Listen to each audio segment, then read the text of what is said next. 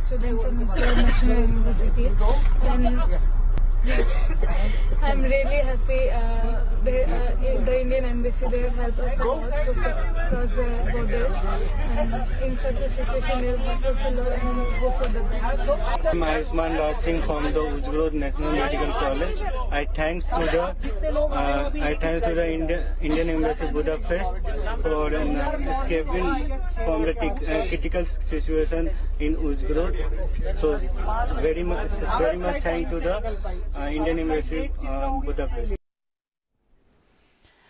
तिकडे युद्धग्रस्त युक्रेनमधून भारतीयांना परत मायदेशी आणण्याचं ऑपरेशन भारत सरकारनं सुरू तर केलं.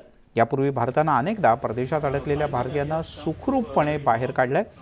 सर्वात मोठं एअरलिफ्ट ऑपरेशन आखातातून करण्यात आलं होतं. साधारण 1990-91 मध्ये इराक आणि कुवेतमध्ये जेव्हा युद्ध झालं होतं त्यानंतर कुवेतमध्ये लाखो भारतीय अडकून पडले होते आणि कुवेतमधून 1,70,000 भारतीयांची यशस्वीपणे सुटका करण्यात आली.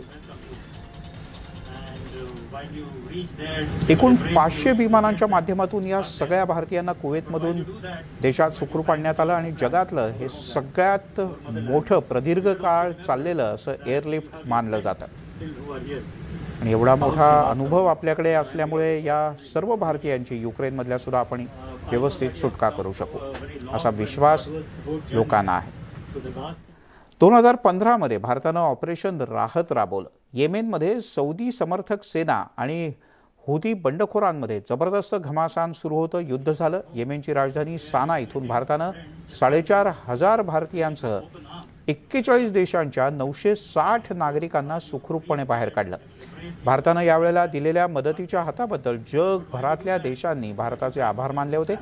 यानंतर तालिबानवर अफगाणिस्ताननं ताबा मिळवण्यापूर्वी सुद्धा भारतीय नागरिकांची अफगाणिस्तानातून सुखरूपपणे सुटका करण्यात आली होती.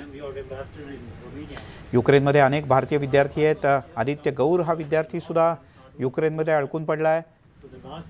डिनिप्रो इथे 600 विद्यार्थी अडकले असून इतर देशांच्या सीमेपासून ते साधारण 1000 ते 1500 किलोमीटर दूर आहेत. म्हणजे सर्वात दूर. आपल्याला लवकरात लवकर इथून बाहेर काढावं अशी या सगळ्या विद्यार्थ्यांची इच्छा आहे. सर हम यहाँ 400 से 500 इंडियंस हैं. हम यहाँ बहुत ज़्यादा फंसे हुए हैं. सर मैं ये गुहार लगाना चाहता हूँ हमें जल्द से जल्द यहाँ से निकाला जाए. जो भी इंडिया ने जो निकालने का प्रोसेस चालू करा है वो 4 बॉर्डरों से करा है. Romania, hungry, Slovakia, Poland. Sir मैं ये सारे बॉर्डर हमारी सिटी से 1000 से 1500 किलोमीटर दूर हैं. सर मेरी ये गुहार है हम वहाँ तक जाएं कैसे. प्रॉब्लम ये है हम जाएं कैसे वहाँ तक. सर मेरी ये गुहार है वहाँ से हमें यहाँ से बस कराई जाए या ट्रेन कुछ कराई जाए क्योंकि दिनीपर का नाम कहीं भी नहीं आ रहा है. कोई भी नाम नहीं ले रहा है. सर मैं हाथ जोड़ के विनती करता हूँ हम बहुत ज़्यादा दहशत में है. स्वाभाविकपणे थोडीशी मानसिक ओढाताण आणि त्यात खूप दूर असलेलं अंतर आणि वाढत चाललेले रशियाचे हल्ले. अपेक्षा करूयात की सगळे सुखरूप बाहेर येतील. तिकडे रशियाकडून कीवमध्ये मिसाईल हल्ला करण्यात आला आणि यात एका रहिवासी इमारतीला उद्ध्वस्त करण्यात आलं. अनेक नागरिक जखमी झाले.